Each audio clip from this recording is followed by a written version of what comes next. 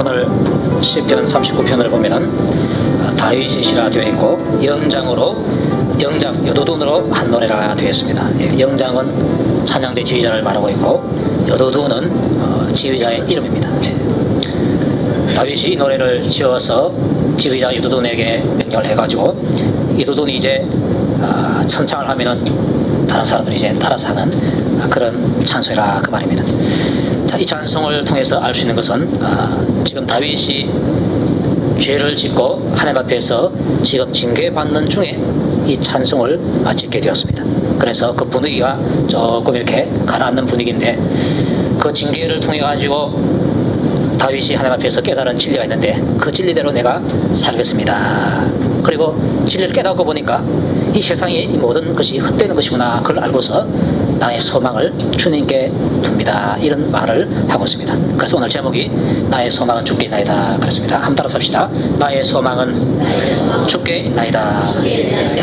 다윗이 그런 주님께 소망을 뒀는데 여러분들 동일하게 주님께 소망 두어서 살아갈 수 있기를 축복합니다.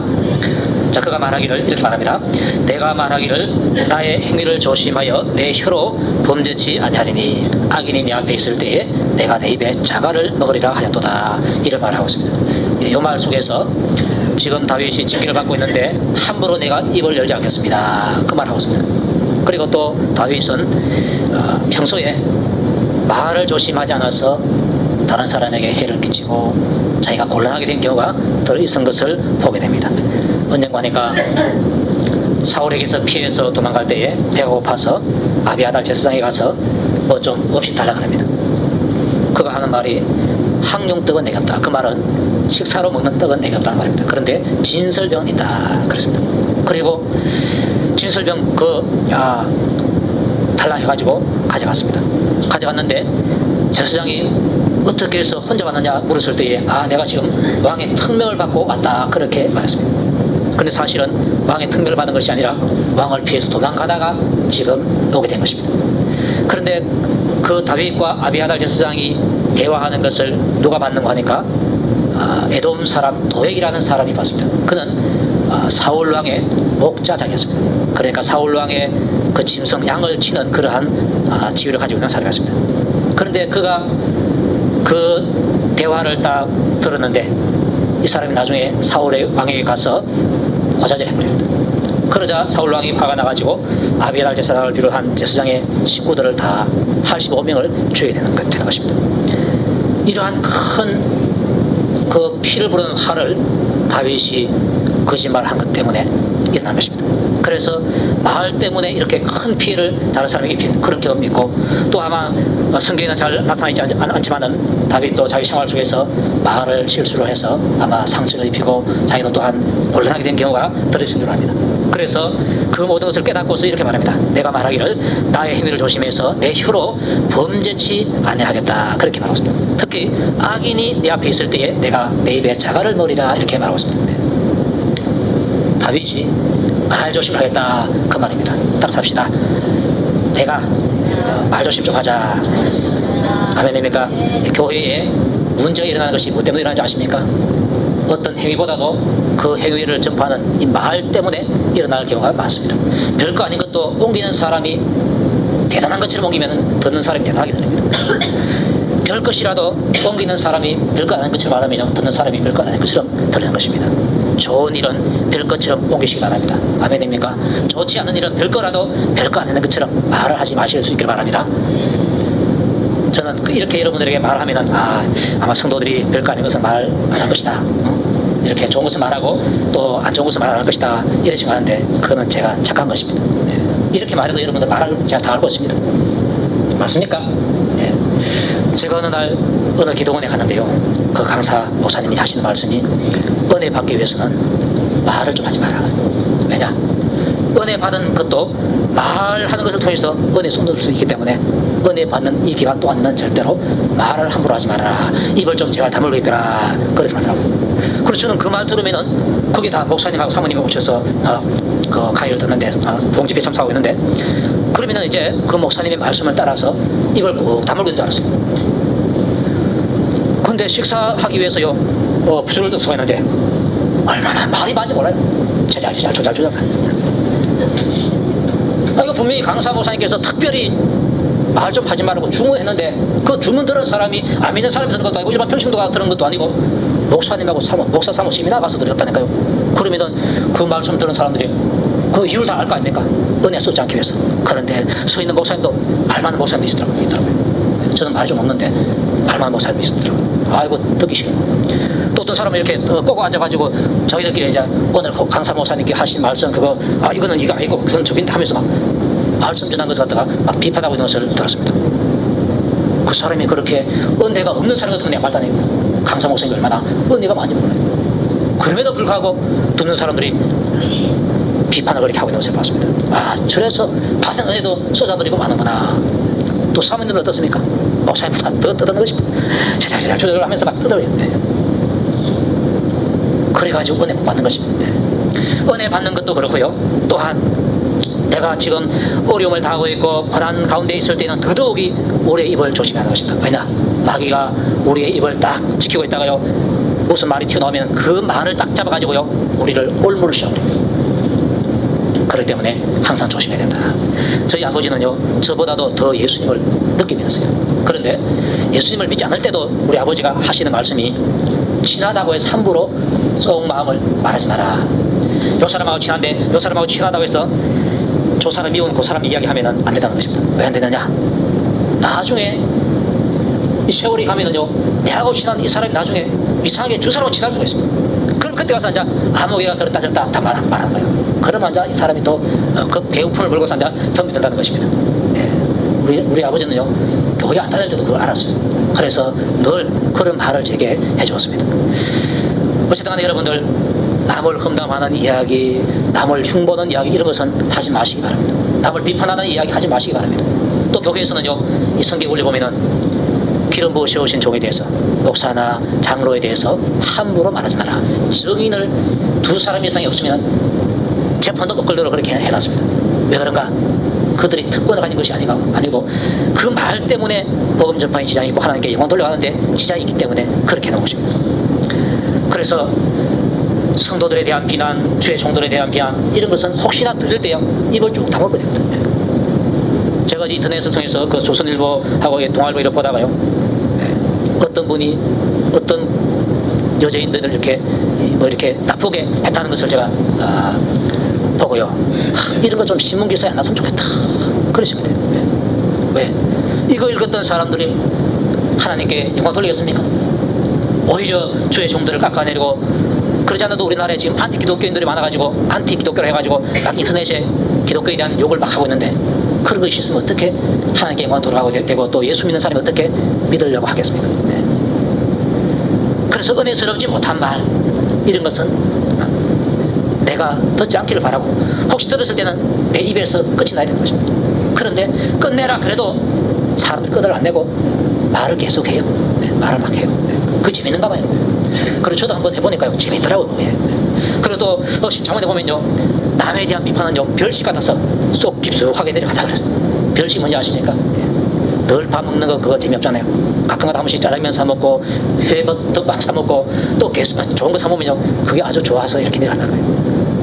그 남에 대한 험담의 말이 바로 그렇다는 것입니다.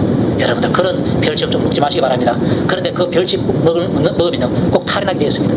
그래서 여기에서 다윗이 하는 말 나의 행위를 조심해서 내 혀로 범죄치 아니하겠다. 악인이 내 앞에 있을 때에 내가 내 입에 자갈을 먹이리라.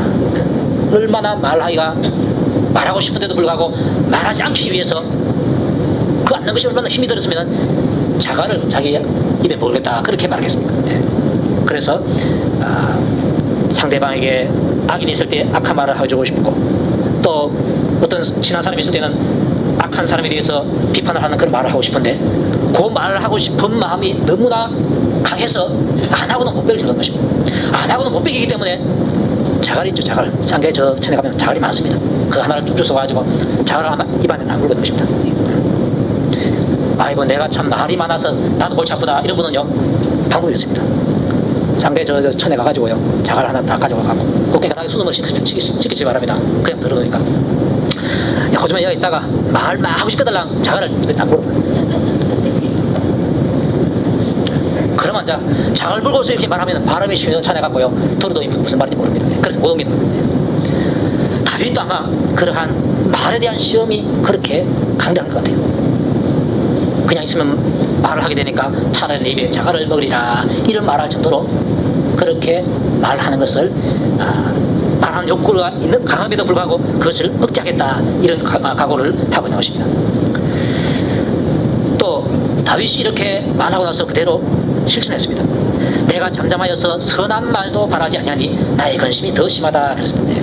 그런데 말을 안 하려고 그랬는데 선한 말까지도 안 하니까 자기 마음에 근심이 더 있더라 그런 말을 하고 있습니다. 그런데 선한 말은 사실 해도 좋습니다. 내가 말 안 하겠다고 딱 입다물을 부는데 입다물 다무니까 악한 말도 안 하고 선한 말도 안 하고 그렇게 됩니다.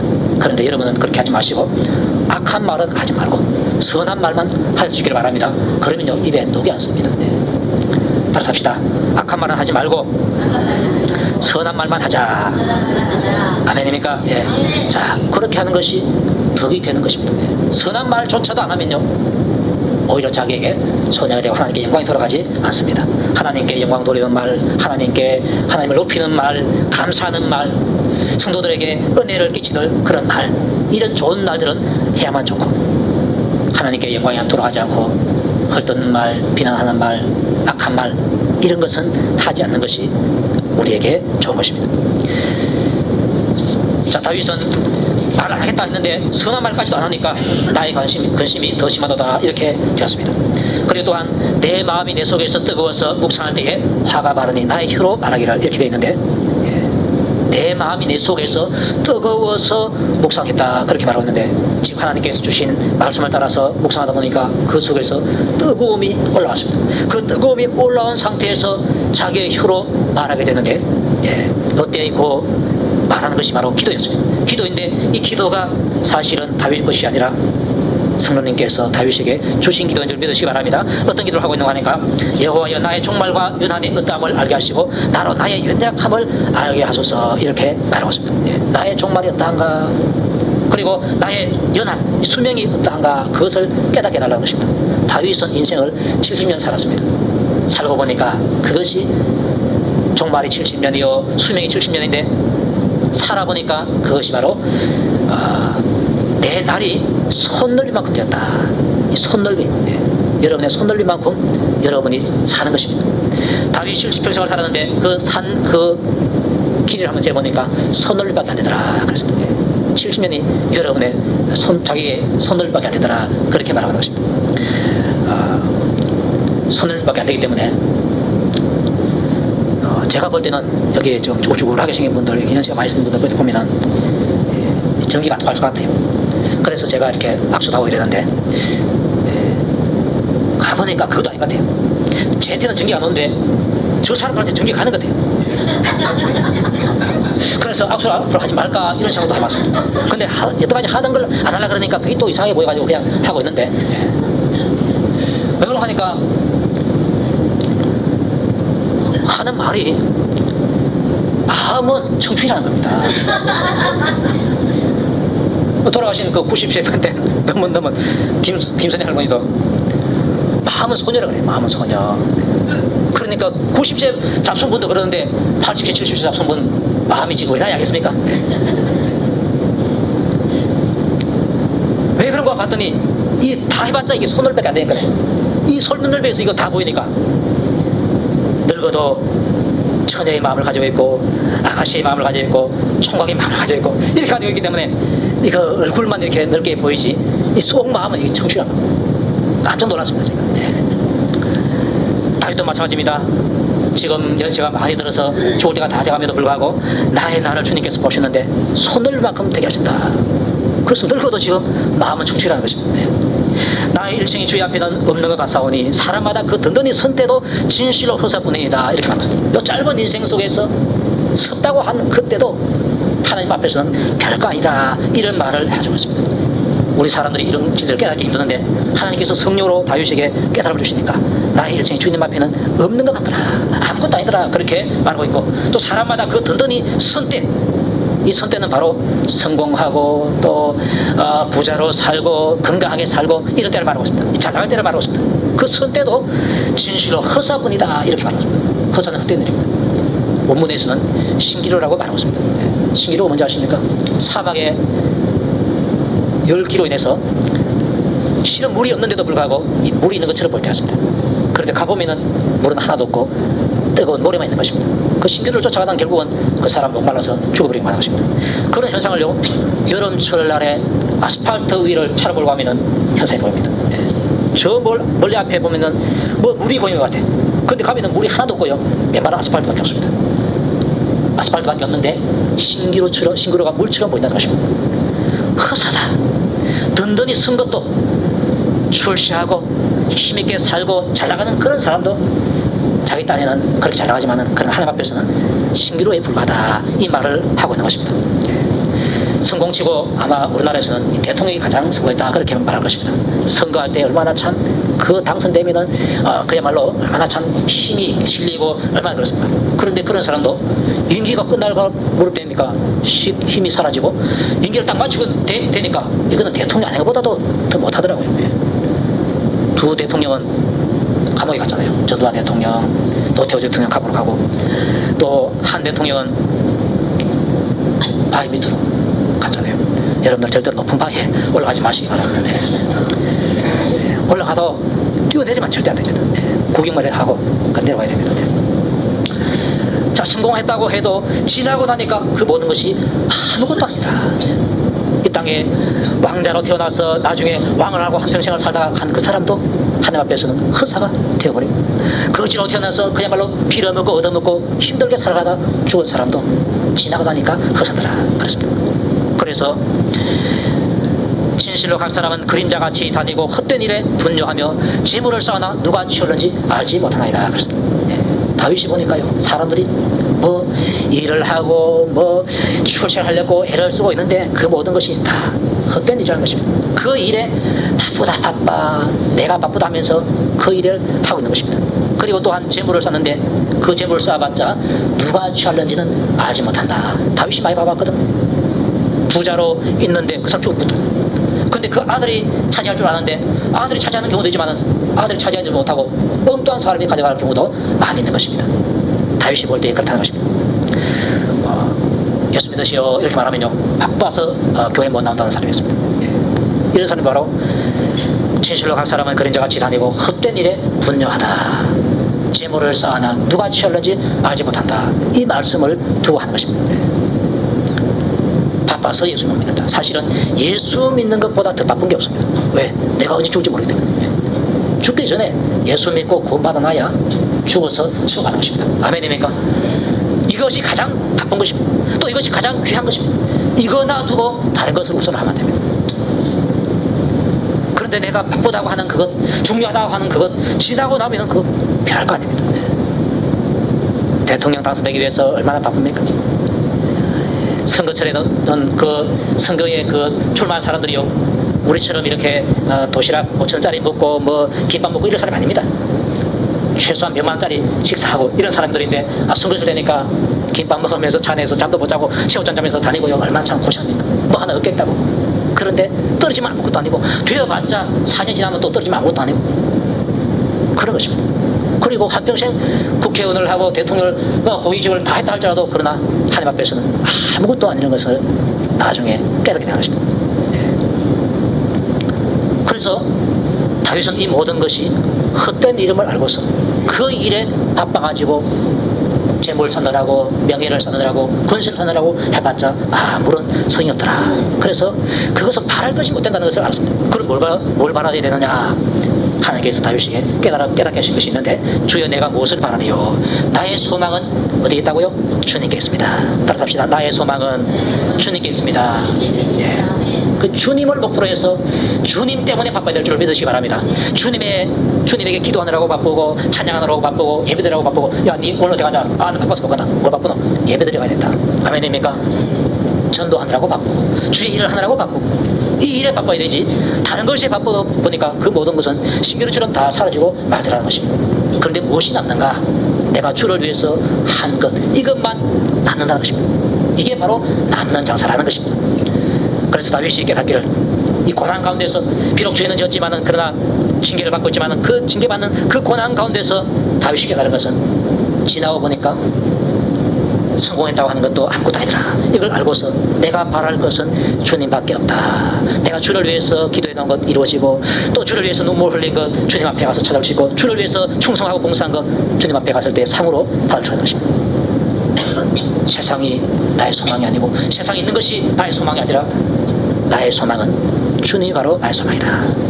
이것을 깨닫고서 그분에게 기도하고 감사의 노래를 하고 있는 것입니다. 이게 또한 중요하기 때문에, 이 깨달음이 중요하기 때문에 찬양대 지휘자를 시켜가지고 네가 이 노래를 가르쳐라 해서 유도들이라는 사람이 노래를 선창하고 따라서 부르고 해가지고, 아 그렇구나, 진실로 우리의 모든 일들은 헛되구나, 그걸 알고 주여 내가 무엇을 바르려, 나의 소망은 주님께 나이다, 이렇게 해서 은혜 받고 소망을 주님께 두는 것입니다.